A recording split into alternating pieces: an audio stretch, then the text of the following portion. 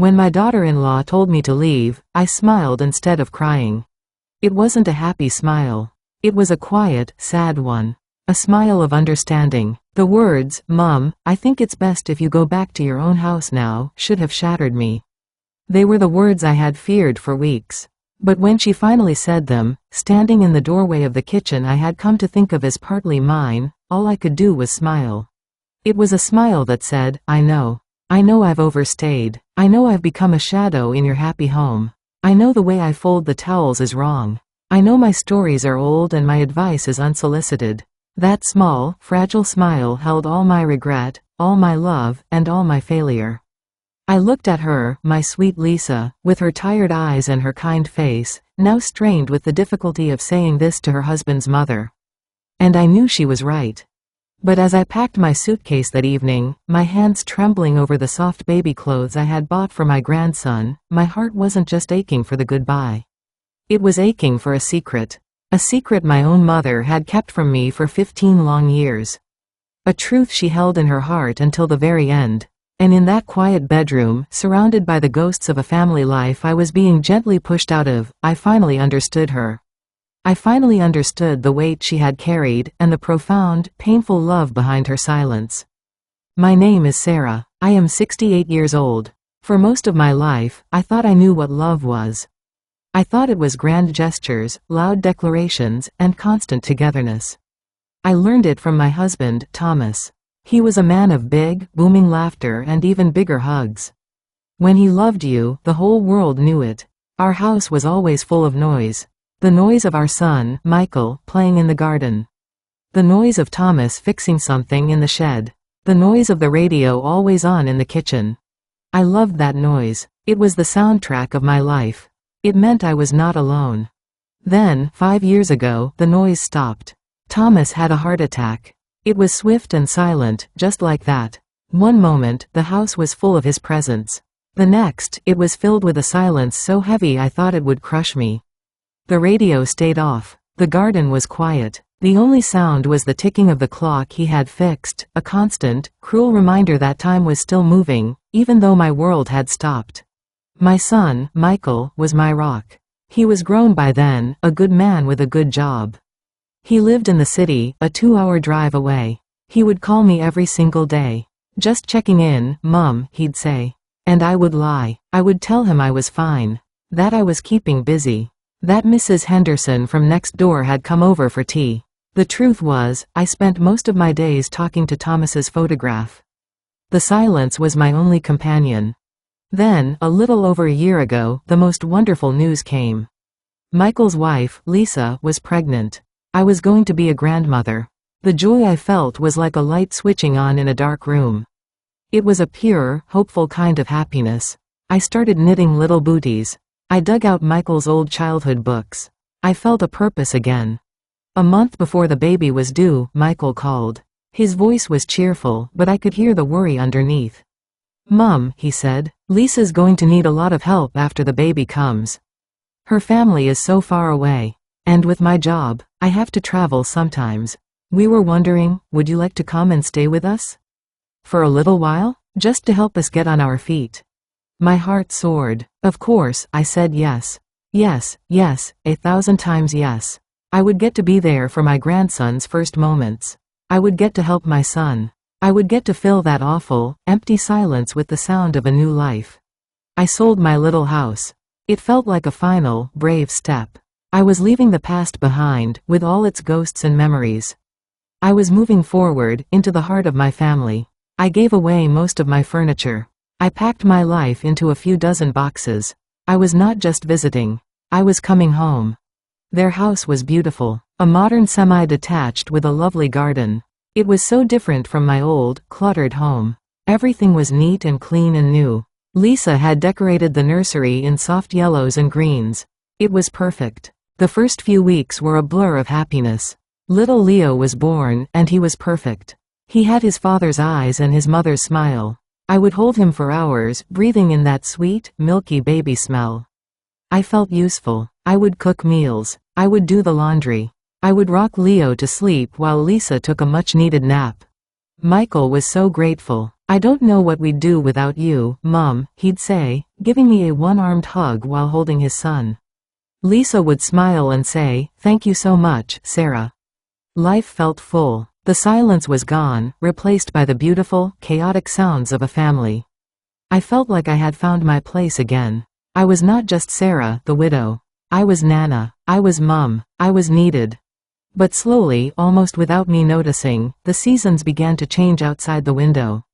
The bright summer sun gave way to the gray skies of autumn. And inside the house, something began to change, too. It started with small things. Tiny cracks in the perfect picture. I have always been an early riser. One morning, I was up at 5. The house was quiet. I decided to make a start on breakfast. I wanted to make my special pancakes for Michael, just like I used to when he was a boy. I was in the kitchen, mixing the batter, humming to myself. The smell of coffee filled the air. Lisa came down at 6:30. She looked tired. Leo had been up twice in the night. She saw the stack of pancakes on the table. She saw the frying pan on the stove. Her smile was tight. "Oh, you didn't have to do all this, Sarah." "It's no trouble," I said, beaming. "I know Michael loves them." "It's just, we usually just have cereal on weekdays," she said softly. "It's quicker, easier to clean up." The happiness inside me deflated, just a little. "Oh," I said, "I'm sorry. I just wanted to help." "I know," she said, her voice kind but firm. "And we appreciate it, but maybe, just check with me first?" It was a reasonable request. But it felt like a small door had been closed in my face. My help, my love, expressed through pancakes, was inconvenient. Another time, I was folding the laundry. I have my own way of folding towels. I fold them into thirds. It's how my mother taught me. Lisa came into the living room where I had a neat stack of towels. She looked at them, then at me. She didn't say anything. She just smiled a small, tight smile. Later that day, I saw she had taken the entire stack and refolded them all into a different, more compact shape. It was such a small thing. But it felt like a message. Your way is not the right way. Your way does not belong here. The biggest change was in the evenings.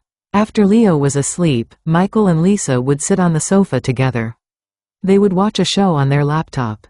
They would talk in low voices. They had their own world, a world of shared jokes and quiet understanding. A world built for two. I would sit in the armchair, knitting. I felt like a piece of furniture. An audience to their marriage. I tried to join in sometimes. "Oh, I remember that actor," I'd say during a show. "He was in that film about the boat." There would be a pause. Then Michael would say, "Yeah, Mum, maybe." And they would go back to watching. I started eating my dinners a little quicker. I would say I was tired and go up to my room early, just to give them their space. My room was nice. It had a comfortable bed and a view of the garden. But it wasn't my home. It was a guest room. And I was starting to feel like a permanent guest. One afternoon, I overheard them talking in the kitchen. I was just about to walk in when I heard my name. "Just needs to feel needed, Lisa," Michael was saying. His voice was gentle. "I know, Michael, I do," Lisa replied. I could hear the strain in her voice. "But this is our home. I can't relax. I feel like I'm being judged every time I load the dishwasher differently. I feel like I'm not the mother in my own house." My breath caught in my throat. Judged? I never judged her. She was a wonderful mother. I was only trying to help. "She doesn't mean it," Michael said. "She's just from a different time. Her way of showing love is by doing things." "I know," Lisa sighed. A long, tired sound. "But her doing things is undoing all my things. I need to be the one to make the decisions for my son. Not her." I backed away from the door, my heart pounding. I went upstairs and sat on my bed, staring at my hands. Was that what I was doing? Undoing her? I thought I was building them up, supporting them. But through Lisa's eyes, I was a bulldozer, knocking down the life she was trying to build. That night, at dinner, the air was thick with things left unsaid. I tried to be smaller, quieter. I didn't offer to wash up. I just said thank you and went to my room. The distance between us, once a small crack, was now a chasm. And I didn't know how to build a bridge across it. The final straw, the one that broke the calm surface of our lives, was about Leo. He was 6 months old, starting on solid foods. Lisa was very particular about it. Everything had to be organic, homemade, pureed to a specific consistency. She had a chart on the fridge. I was looking after Leo one afternoon while Lisa went to the dentist. He was a little fussy. I thought maybe he was hungry. I looked at the little jars of food Lisa had made. Then I had an idea. A sweet, old-fashioned idea. When I was a baby, my mother used to give me a tiny taste of something special to soothe me. Just a dab of honey on my pacifier. I knew you weren't supposed to give honey to very young babies now, of course. I'm not foolish, but I saw the jar of strawberry jam in the fridge. It was just fruit and a little sugar. So I took a tiny, tiny bit, no bigger than my fingernail, and I let him taste it on my finger. His face lit up. The fussing stopped. I felt a surge of grandmotherly triumph. Lisa came home an hour later. She was playing with Leo on the floor, making him laugh. Then she stopped. She leaned closer to his face. She wiped his little mouth with her thumb. "Sarah?" she called out. Her voice was odd. "Did you give Leo something to eat?" I came in from the kitchen, wiping my hands on a towel. "Oh, he was just a bit fussy, dear. I gave him a tiny taste of that lovely strawberry jam. Just a smidge. He loved it." The color drained from Lisa's face. She stood up, holding Leo tightly against her chest. Her eyes, usually so kind, were wide with something that looked like fear. Or anger. "You gave him jam?" she whispered. "You gave my son sugar? Without asking me?" "It was just a tiny bit, Lisa," I said, my smile fading. "It's just fruit." "It's not just fruit." Her voice rose, sharp and clear. "It has added sugar. I don't want him having sugar. I don't want him having anything I haven't approved. How could you? How could you go behind my back like that?" I wasn't going behind your back," I stammered, my face growing hot. "I was just trying to soothe him. It's what my mother did for me." "I am not your mother," she cried out. "And Leo is not your son. This is not your house."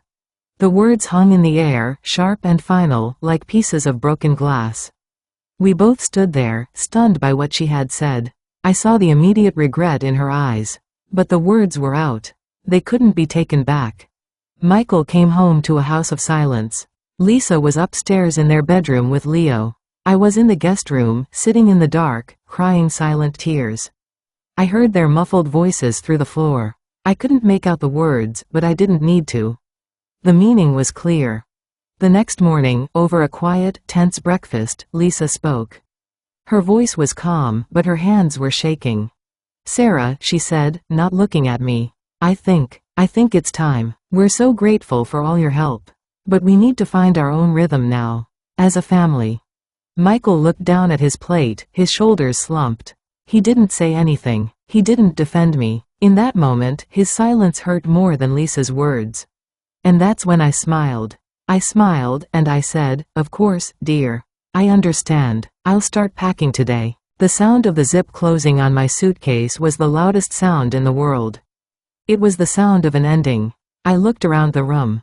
It was exactly as I had found it. Neat. Impersonal. A room for visitors. I had tried to make it my own with a photograph of Thomas on the nightstand and a knitted blanket on the chair.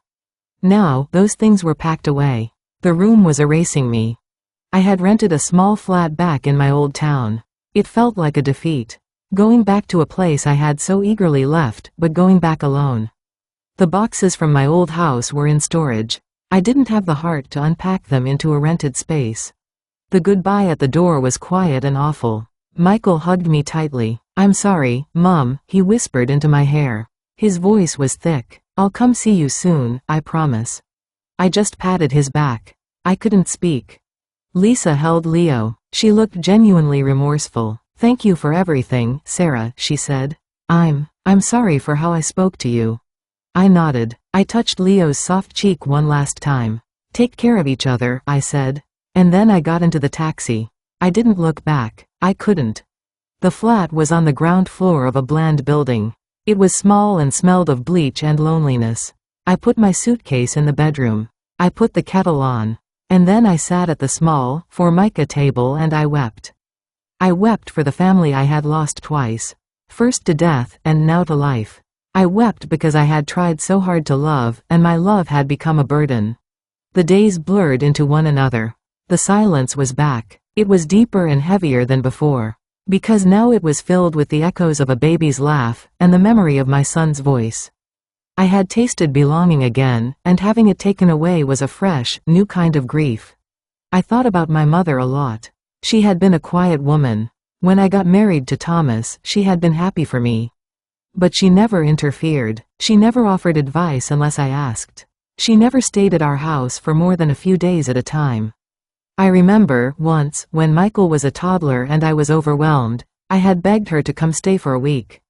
She came. She helped. But on the 5th day, she announced she was leaving. "But you're such a help, Mum," I had said, dismayed. "Why go?" She had given me a soft, sad smile. A smile I now recognized in the mirror. "Every tree needs its own space to grow, Sarah," she had said. "And every young family needs its own soil. I am just a visiting bird, casting a shadow. You need your own sun." I thought she was being poetic. Maybe a little distant. I remember feeling a little hurt. I thought she didn't want to be with us. Now, sitting in my silent flat, I understood. She wasn't being distant. She was being brave. She was giving me the space to build my own life, to make my own mistakes, to be the mother in my own house. Her absence was her final, profound gift to me. And I had failed to give the same gift to my son. A month after I moved back, I received a box in the mail. It was from my mother's old solicitor. A note was paperclipped to the top. "Found during the final clear out of our old files. Apologies for the delay. Thought you should have it." It was a cardboard box, dusty and worn. Inside, I found my mother's things. Her favorite scarf, still holding a faint trace of her perfume. Her reading glasses. And at the bottom, a bundle of letters, tied with a faded ribbon. I untied the ribbon. The paper was thin and fragile. The handwriting was my mother's, but it was shakier than I remembered. These were not letters she had sent. They were letters she had written to me, but never posted. I made a cup of tea, my hands trembling. I sat down and began to read. And with every word, my world tilted on its axis. The secret she had kept for 15 years began to unfold. The first letter was dated just a few months after my father had died. I was newly married to Thomas, busy and happy in my own new life. "My dearest Sarah," it began. "The house is so quiet without you. Without your father. Some days, the silence is a physical pain. I pick up the phone to call you a dozen times a day. I want to tell you about the bird that comes to the feeder. I want to ask you what you're making for dinner. I want to hear about your day. But I put the phone down. You are building your beautiful, noisy life with Thomas. I cannot be a ghost at your feast. So I will write my thoughts here, to you, and tuck them away. It makes me feel closer to you." Tears welled in my eyes. I had been so busy, so in love, I never stopped to think how lonely she must have been. I read another, from a year later. "My dearest Sarah, you called today, so excited. You are pregnant. I heard the joy in your voice. I wanted to cry. I am so happy for you. And I am so afraid for myself. I want to be the perfect grandmother. I want to be there for everything. But I know myself. My love is a hungry thing. I will want to hold the baby too much, to give too much advice, to stay too long. I see the way you look at Thomas. You have your own family now. My job, as your mother, is to step back. It is the hardest job I have ever had. But I will do it. For you." I put the letter down. A sob escaped my throat. It was like reading my own diary. My own thoughts, written in my mother's hand 25 years ago. And then I found the one. The letter that explained everything. It was dated about 15 years ago. Michael was a teenager. We were in the thick of family life, busy with school and work. We visited my mother often, or so I thought.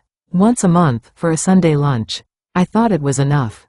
"My dearest Sarah, you came for lunch today. It was a wonderful day. Michael is so tall now. He told me about his football game. You and Thomas seem so happy. You helped me with the washing up.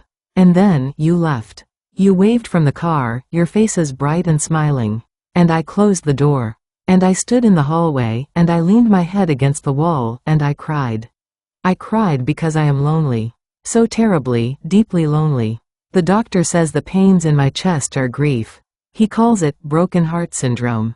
It feels true. My heart is broken from missing you, from missing your father. I have a box full of letters I have written to you, filled with all the things I cannot say. All the requests for more time I cannot make. I had a thought today, a terrible, selfish thought. I thought, if I were sick, you would come. You would stay. You would be here, in this house, and I would not be alone. For a little while, I would have my daughter back. But I would never do that to you. I would never use guilt or illness to chain you to me. That is not love. Love is letting you fly, even if it means I am left alone in the empty nest. So I will keep my loneliness a secret. I will keep my broken heart a secret. I will smile when you come, and I will smile when you go. This is my last, and greatest, gift to you. Your freedom. Do not worry about me. I am fine. I am always fine. I let the letter fall to the table.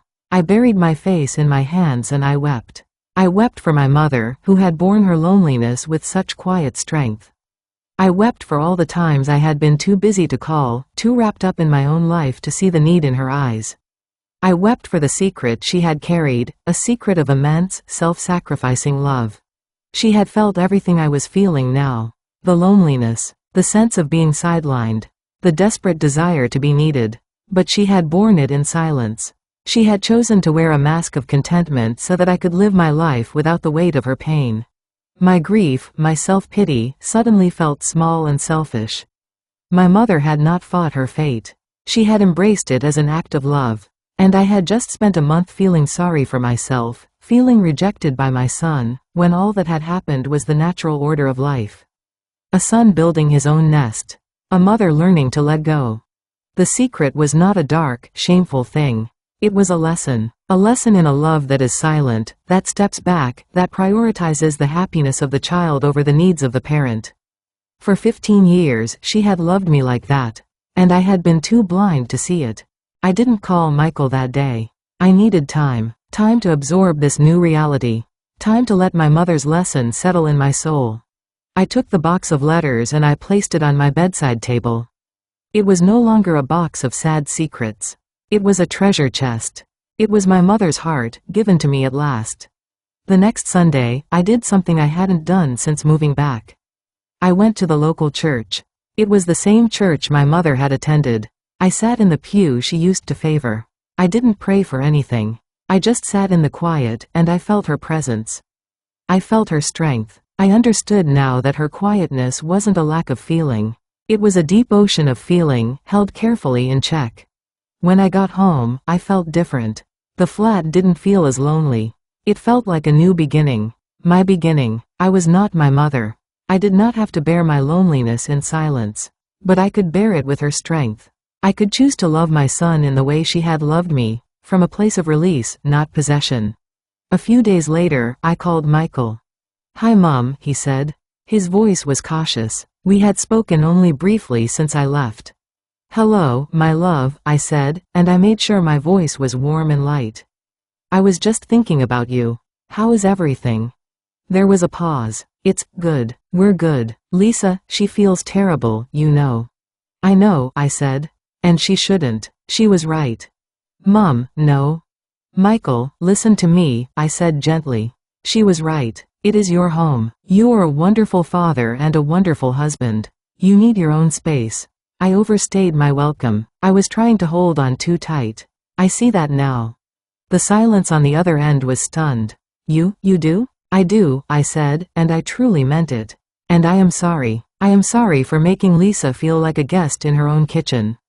I am sorry for not giving you the room to be your own family." "Oh, Mom," he breathed. I could hear the relief in his voice. It was like a weight had been lifted from him. "We love you so much. We needed to find our feet." "I know, and you have, and I am so proud of you." We talked for almost an hour. We talked about Leo, about his first tooth, about Michael's work.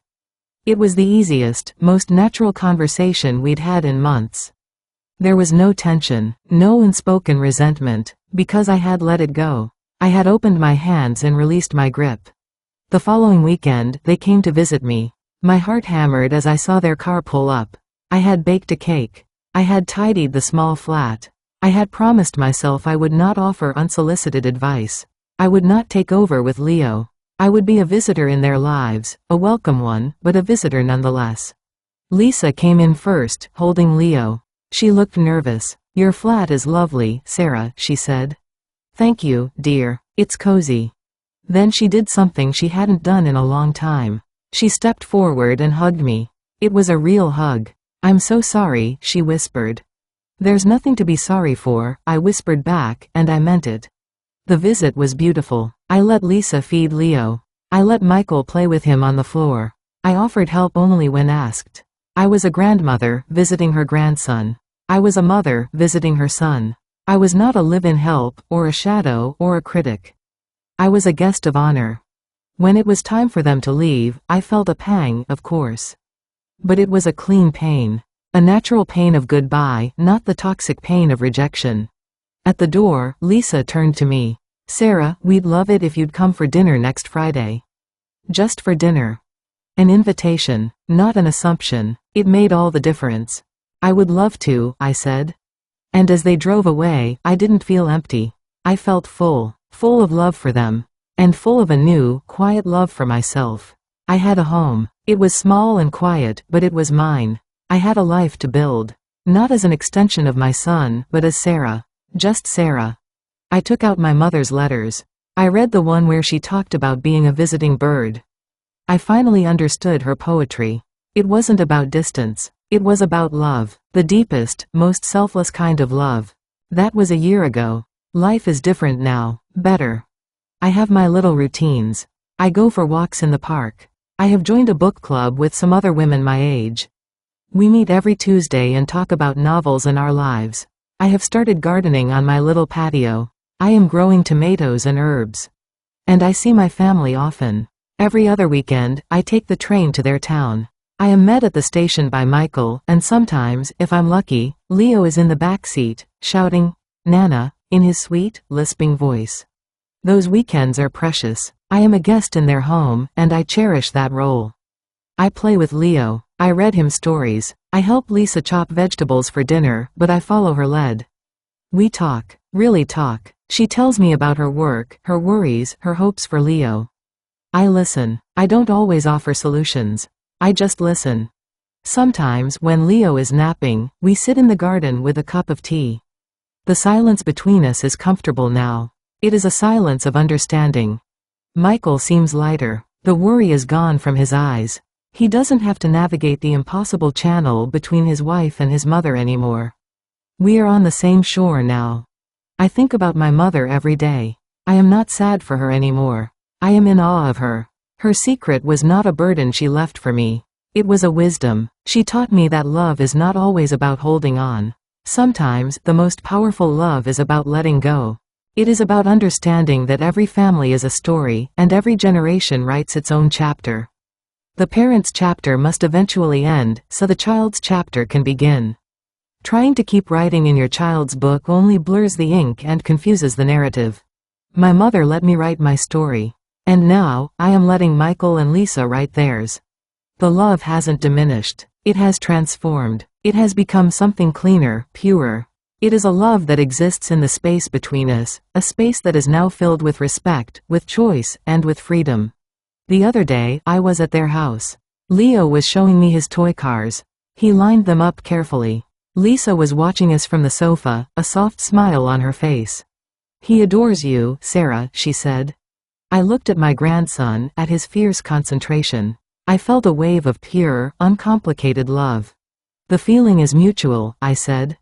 And in that simple moment, in that warm, sunlit living room, I had everything. I had my family. I had my peace. And I had my mother's secret, which was no longer a secret of sorrow, but a guiding light. A lesson in the quiet, resilient strength of a mother's heart. Love does not mean you have to live in each other's pockets. Love means you can live in separate houses, with separate lives, and yet hold each other so close, so safely, in your hearts. Love means knowing when to stay, and having the courage to know when to go. And sometimes, the deepest love is the one that smiles, and says goodbye, and lets the next beautiful story begin.